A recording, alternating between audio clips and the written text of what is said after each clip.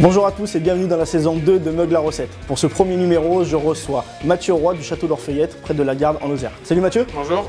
Ça va? Ouais. Bon, qu'est-ce que tu vas nous présenter? Aujourd'hui, on va faire une déclinaison autour de la truite rose. Ok, allez, c'est parti.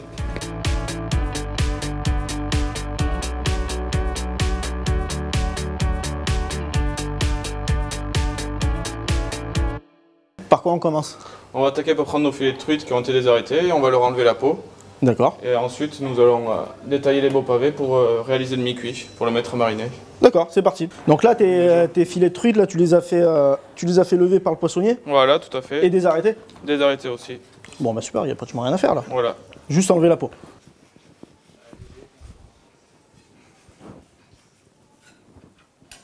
Hop, il reste que la peau. Là, donc pour la recette, dans la déclinaison, il y a un tartare et un pavé mi-cuit D'accord. au niveau de la truite rose. Et après, la troisième façon de la travailler sera fumée.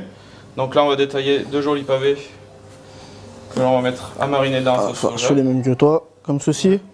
Voilà. Comme ça te va là? Ça va, très bien. Super. Donc là, on va les faire mariner dans la sauce soja. Voilà. Et un petit peu sauce soja, ce Voilà, qui va permettre de l'assaisonner et de le cuire un petit peu. Voilà, Donc combien de d'y donner temps le par goût. contre on va le laisser? On va laisser une petite vingtaine de minutes. Une vingtaine de minutes. Voilà, que ça prenne le goût. On en fait quoi par contre de... Donc le reste de la Du truite, reste de la on va le truite. tailler en tartare. Ok. Donc voilà, des petits cubes. Donc vraiment ouais, très fin, c'est du tartare. On fait toute la truite là? Voilà, on va faire tout le reste. Donc la troisième partie de la recette, ça sera à partir de la truite fumée. Ok, donc là, on a coupé la truite. On l'assaisonne avec quoi? Donc ensuite, on va l'assaisonner avec une sauce cocktail que l'on va D'accord. réaliser, qu'on relèvera avec un peu de rasel d'anout, échalote, ciboulette, un peu de jus de citron pour l'acidité. Pour faire ta sauce, ton infusion, on va prendre... De la crème, on va faire chauffer un peu de crème, dans laquelle on va déposer la truite fumée. C'est la crème? Voilà, c'est ça. Tout est Ok. prêt. Je la fais chauffer, je la monte à ébullition ou juste tiédir? Pas trop, juste tiédir. Pour la sauce cocktail, on va commencer par faire une base de mayonnaise. D'accord. Donc je peux te laisser lancer la mayonnaise avec un jaune d'œuf. T'es sympa toi. T'es sympa. Avec un jaune d'œuf. Voilà. Tac. Un jaune, Voilà. un peu de Une moutarde. petite cuillère de moutarde. Donc on émulsionne et je te laisse. Voilà, ajoutez l'huile tout doucement, comme une mayonnaise classique. C'est bien. Ok. On la laisse assez onctueuse pour qu'elle lie bien le tartare et qu'elle donne toute sa générosité. Fais juste la faire tiédir, c'est ça? Voilà, comme ceci. Bon. Elle est très très tiède. Voilà. Et donc là, nous allons rajouter la truite fumée. Voilà. Ok. Et là je la laisse de côté. Voilà, on va laisser de côté Dans cette mayonnaise pour faire une sauce cocktail, on rajoute du tabasco. fort, pas fort. Non, une petite goutte ou deux, en fonction du souhait de chacun. Voilà. C'est bon, ça suffit. La sauce anglaise. Voilà. Donc ça aussi.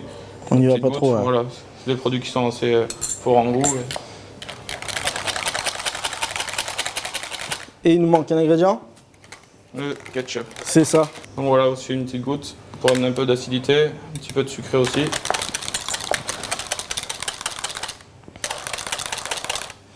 Donc voilà, notre sauce cocktail est prête. Donc là tu vas ciseler la ciboulette. Voilà. Si je comprends bien, je vais Cibler, éplucher voilà, les échalotes. les échalotes. J'ai récupéré le tartare qui était au frais. Alors on va commencer à assaisonner pour que les ingrédients donnent bien le goût à la truite. Et on va rajouter L'échalote. très bien ciselé. Voilà, ça fait. Donc Le voilà. jus d'un demi-citron. Ah bah Voilà. tiens, un travail un peu. Ouais, hein. je vais en faire un petit peu. Donc le citron qui a amené son acidité et qui va permettre qui va de cuire aussi cuire le tartare. Le tartare de Donc là on a mis notre tartare au frais, tout est en train de reposer. Voilà. On a fait mariner dans la sauce soja les pavés de truite. Voilà, ils sont prêts. Ils sont prêts à... Donc, on va passer à la poêle. Donc on va juste les colorer un coup de chaque côté, D'accord. histoire de donner un petit peu de cuisson, un petit peu de croustillant et garder cru à l'intérieur Voilà, pour la parce fraîcheur. que c'est un mi-cuit. Voilà, on va peut-être pouvoir baisser un peu maintenant.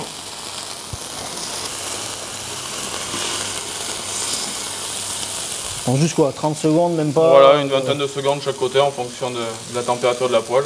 Allez, je t'ai mis l'assiette pour les débarrasser. Voilà. Donc là, on va laisser refroidir. Notre crème de truite, Voilà. là, on a qui laissé est infuser. Donc là, il faut mixer maintenant la truite Voilà, avec la crème. elle est encore tiède, là on va mixer et ensuite on laissera refroidir. Ok. T'es prêt? Oui, vas-y. Alors, faut y aller doucement. Voilà. Et si on y va trop fort, ça déborde. Donc là, ça Donc me voilà, paraît bien c'est mixé, bon. là. Même s'il reste quelques petits morceaux, c'est pas désagréable en bouche.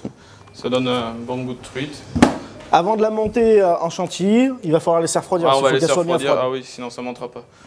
Comme pour une chantilly normale, il faut que la crème soit bien fraîche. Donc là, je la redébarrasse. Voilà, et au frigo. Et au frigo. Donc là, on a juste une cuillère ou deux. Voilà. Juste pour bien l'enrober. Bien pour lier, pour donner un peu d'onctuosité. Donc on va rajouter un peu de poivre. C'est ça, je me disais, ça manquait de poivre. Là, et ensuite le ras el hanout. Donc venir relever un peu le tout et donner un petit côté oriental à la préparation. On étale. Donc juste sur une face délicatement, donc faites attention parce que les pavés sont un peu fragiles. Donc le sésame torréfié qui va nous ramener un petit côté grillé, croustillant, croquant. Croquant. Croquant. Voilà. La crème est froide. Voilà, on laisse refroidir On la fait monter. dans la queue du batteur. Et tu la montes pas à la main, quoi. Non, non, bah, on est équipé dans ta cuisine alors. On passe aussi. Enfin, si tu veux la monter à la main. Non, non, vas-y, je t'en prie, je t'en prie. Non, je t'en prie. On arrive à la consistance de la crème fouettée. On peut la couper. Là, Avant on que va ça fasse du beurre. On va y rajouter la ciboulette et Ah, après mince, on la la mettra ciboulette. en poche. Donc là, on a notre tartare qu'on a disposé au fond du cercle. Donc, Le cornet de Murat. voilà. Qu'on va garnir d'une brunoise de poivron. D'accord. Donc une petite brunoise de poivron qu'on a juste assaisonné, sel, poivre, un petit peu d'huile d'olive. Nous allons prendre le mi-cuit ou mi-cru. On se marre. Ah, bah, toujours un peu d'humour. D'accord. Donc là, c'est Voilà. la même. Là, c'est la même pâte que Ça, c'est le un cornet. Non, voilà, ça c'est un croustillant de feuilles de briques. Ah, d'accord, ça fait Et le brique, ensuite- c'est pas la même pâte. On a un autre croustillant qui est à base d'appareil de cornet, voilà. Et donc du coup, pour rappeler l'esprit du cornet, on a un support en appareil à cornet et un cornet en laitue, dans lequel va venir se disposer. Donc la là, crème. la crème. Voilà. C'est moi qui commence, coup-ci.